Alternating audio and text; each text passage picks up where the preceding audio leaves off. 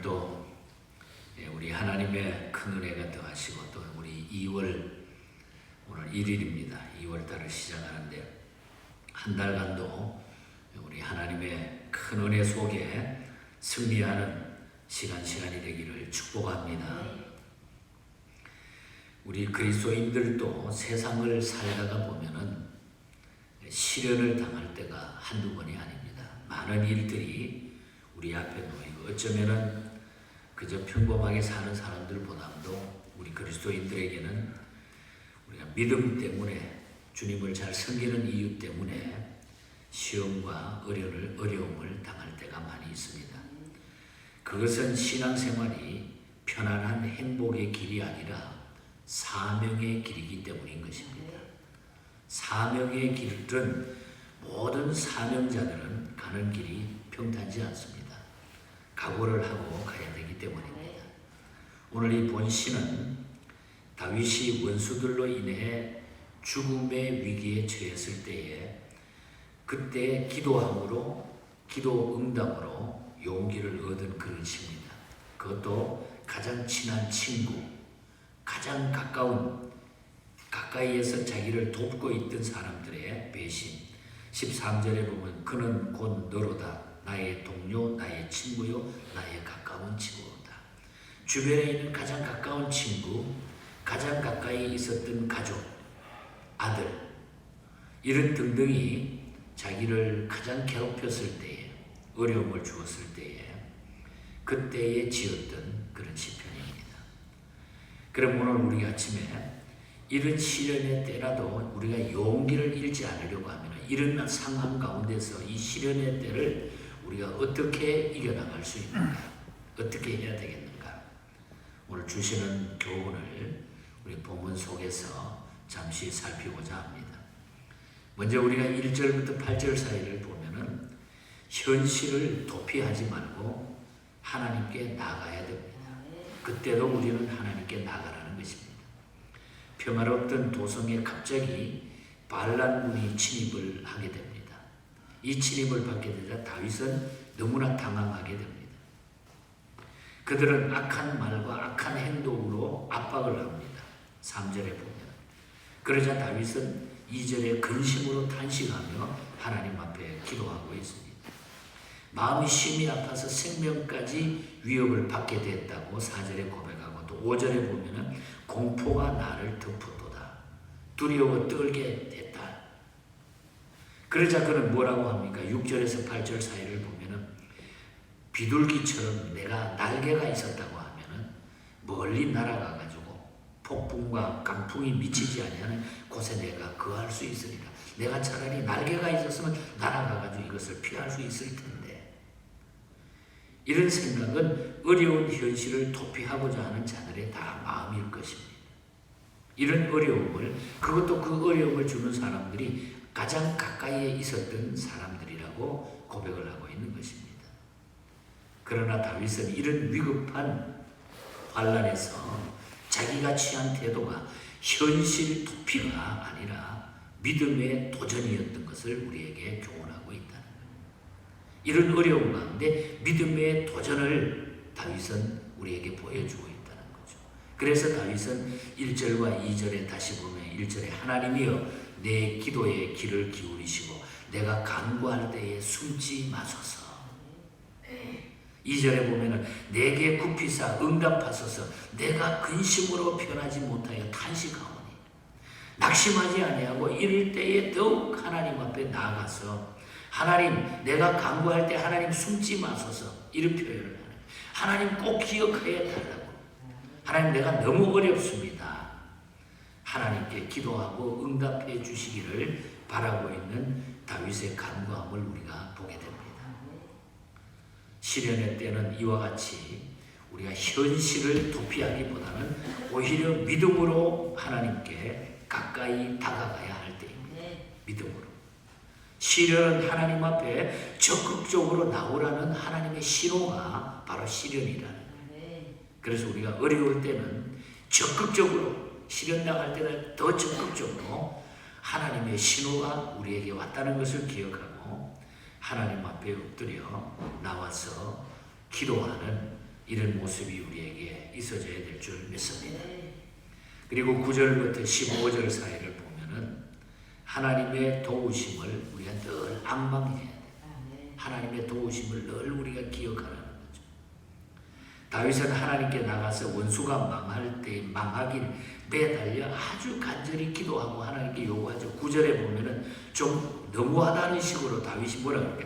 내가 성내에서 강포와 분쟁을 보아사오니 주여 그들을 멸하소서, 그들의 혀를 잘라버리소서. 막 얼마나 대단했으면은 막 혀까지 잘라버리라고 이러한 강구함을 하나님 앞에 내뱉고 있는 겁니다.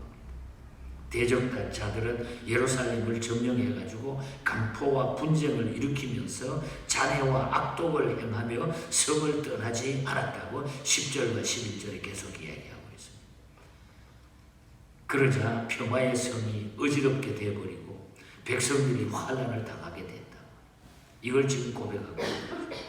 그렇다면 다윗의 원수가 배신자가 누굽니까?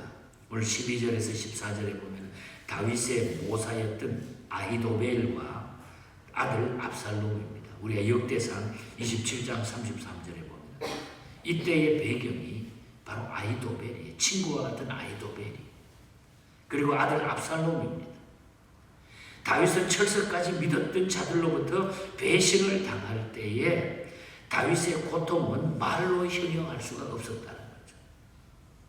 그래서 분노가 막 끌어올렸다. 분노가 끌어올랐다고 그랬어요. 더구나 반역자들이 지난날 친구들이고 동료였다는 것을 생각할 때 이걸 알았을 때에 분노를 억제할 수가 없었어요. 다윗도 사람이기 때문에 혀를 잘라주시고 하나님 적을 다 막아달라고 통분을 흥분을 하면서 분노가 끌어오르면서 하나님 앞에 구하고 있다는 거죠. 다윗이 이처럼 믿었던 사람들로부터 배신을 당하게 되는 것은 이 시편을 통해서 예수 그리스도께서 자신의 제자인 가룟 유다에게 배신 당하실 것을 예표해 주고 있는 말씀이기도 하다는 거예요. 예수님의 고난을 여기서 예표해 주는 메시지가 오늘 다윗이 당하는 주변의 아들과 친척과 친구들을 통해서 당하는 그 어려움을 예수님이 십자가 지시기 전에 배신당했던 그것을 예표해 주는 메시지가 여기에 담겨져 있다는 거죠. 시련의 때 우리는 하나님의 도우심을 앙망해야 된다. 그때도 예수님이 모든 것을 참았던 것처럼 그때도 어려움을 당할 때도 우리는 하나님을 앙망하는 것이 우리가 승리의 길이라고 하는 것을 교훈해 주고 있는 메시지인 것입니다.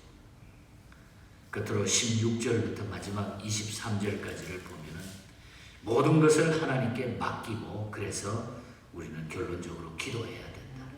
모든 것을 하나님께 맡기고 다윗은 자기에게 닥친 고난을 극복하기 위해서 하나님께 기도드렸습니다. 그는 기도하면서 시간을 정하여 아침, 정오, 저녁에 부르짖었다 그랬죠. 16절과 17절에 보면 16절을 보면 나는 하나님께 부르짖으리니 여호와께서 나를 구원하시리로다. 17절에 보면 저녁과 아침과 정오에 내가 근심하여 단식하리니 여호와께서 내 소리를 들으시리로다. 예수님께서 또 시간을 정해놓고 기도하셨고 유대인들과 베드로도 요한도 다니엘도 시간을 정하여 하나님 앞에 기도했던 이야기들이 성경에 기록이 되어 있습니다.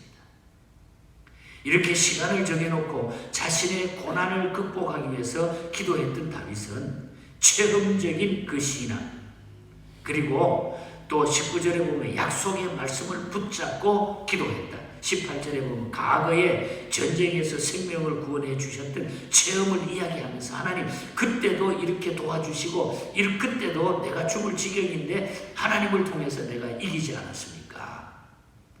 그때도 내가 이겼는데 그래서 그걸 위해서 기도하고 또 약속의 그 말씀을 붙들고 하나님 그때도 했으니까 지금도 하나님이 하실 줄 믿습니다. 이렇게 기도하고 있는 거예요. 또 모든 것을 하나님께 맡기고 의지하며 기도했습니다. 22절에 보면은 내 짐을 여호와께 맡기라. 내 짐을 여호와께 맡기라. 하나님께 다 맡겨놓고 짐을 다 내려놓고 하나님 앞에 기도했다는 겁니다. 이렇게 다윗은 모든 것을 맡기고 하나님의 인도하심을 의지했습니다. 그 결과 원수는 파멸의 웅덩이에 빠지게 됐다. 그래서 23절을 보면 놀라운 말씀이 나타나죠. 하나님이여 주께서 그들로 파멸의 웅덩이에 빠지게 하시리이다. 피를 흘리게 하며 속이는 자들은 날에 반도 살지 못할 것이나 나는 주를 의지하리이다. 다윗은 예루살렘으로 돌아오게 됩니다. 아히도벨은 자기의 모략이 시행되지 않자 결국은 어떻게 됩니까? 다윗의 이 기도를 통해서 아히도벨은 우리가 사무엘하 17장 9절에 보면 자살해가지고 죽게 돼요. 아히도벨은. 그리고 다윗의 아들 압살롬은 어떻게 됩니까? 상수리 나무에 자기가 그 자랑하는 아름다운 머리털이, 긴 머리털이 잘생겼다고 해서 엄청나게 잘생긴 아들인데 그 긴 머리털이 말을 타고 쫙 가다가 상수리 나무에 걸려가지고 대롱대롱 달려서 그 아들이 죽게 됩니다. 사무엘하 18장 8절에 나타나죠. 그렇습니다, 여러분. 믿음의 기도는 반드시 응답이 되는 것입니다. 어떤 환경에서라도 낙심하지 말고 우리가 기도해야 돼요. 그래서 우리에게 아직도 하나님께 맡기지 못하고 혼자서 근심하고 있는 문제가 있다고 하면은 결국 우리가 이길 수 있는 것은 하나님 앞에 기도하는 것밖에 없다는 거죠.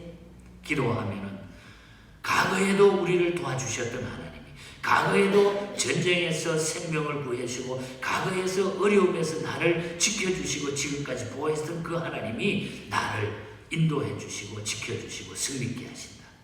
그래서 저는 오늘 이 본 시편에서 22절 마지막에 내 짐을 여호와께 맡기라. 내 짐을 여호와께 맡기라. 이것이 제 마음에는 가장 큰 메시지로 다가왔습니다. 내 짐을 여호와께 맡기라. 모든 건 여호와께 맡기라. 호프만 목사님이 어느 날 어떤 여인이 찾아와가지고 목회하는데 자기의 형편을 막 이야기하면서 자살 시도도 해봤고 나 견딜 수 없이 죽겠습니다. 견딜 수 없이 이 어려움을 참기도 어렵고 나 고민 속에서 나 죽고 싶습니다. 어떻게 하면 좋습니까? 그때에 이 여인에게 지혜를 줘가지고 호프만 목사님은 그 여인의 앞길을 위해 가지고 쭉 설명을 해, 기도하면서 설명을 해주는 겁니다. 그때에 이 여인을 통해서 이 목사님에게 성령의 음성을 들려주시고 그 후에 쓴 찬송가가 우리가 아침에 불렀던 363장 찬송가에 내 모든 시험 무거운 짐을 주 예수 앞에 아뢰이며 근심에 쌓인 날 돌아보사 내 근심 모두 맡으시네. 이 여인이 나중에 이 목사님과 상담을 한 후에 주님을 똑바로 만나고 그 인생의 변화를 받아 전도자가 됐다고 하는 이런 찬송가 배경의 역사가 전해오고 있습니다. 내 모든 시험 무거운 짐을 주 예수 앞에 아뢰이며 다 맡기면은 근심에 쌓인 날 돌아보사 내 근심 모두 주님이 맡아주시네. 무거운 짐을 나 홀로 지고 견디다 못해 쓰러질 때 불쌍히 여겨 구원해 주리 은혜의 주님 오직 예수. 은혜의 주님 오직 예수. 절망에 빠져있다 할지라도 어떤 근심과 걱정이 있다 할지라도 시련의 때에는 우리가 그 짐을 다 주께 맡기고 하나님 앞에 기도하는 이 놀라운 은혜가 우리의 삶에 나타나기를 바랍니다, 여러분. 그래서 우리는 시련의 때에 기도하는 자에게 하나님은 길을 여신다. 오늘 또 결론은 하나님께 다 맡기라는 거예요. 다 내려놓으라고 하는 거. 그래서 다윗은 그래서 모든 일들 어려움을 계속적으로 이겨나가고 승리해 나갈 수 있었던 것입니다. 이 믿음으로 우리 남은 우리의 생애를 승리하시고 오늘 하루도 이 믿음으로 승리하시기를 주님 이름으로 간절히 축복합니다. 하나님 아버지 감사합니다. 힘들고 어려울 때에 특별히 주변에 가까운 사람들을 통해서 또한 우리가 예수 믿는 것 때문에 교회를 지키는 일들 때문에 아버지 믿음으로 가정을 이끄는 일들 때문에 나타나는 어려운 현실 속에서 우리가 하나님 앞에 더욱 구하게 하시고 그 근심의 짐을, 그 무거운 짐들을 내가 하려고 하지 말고 하나님께 맡기고 기도할 수 있는 이런 믿음의 사람들이 되게 하여 주시옵소서. 오늘 하루도 이 믿음으로 우리 예언의 모든 가족들 지켜주시고 이 한 해도 모든 하나님의 은혜를 하나님 앞에 맡겨드림으로 말미암아 주시는 평강과 소망으로 승리케 하여 주시옵소서. 거룩하신 예수님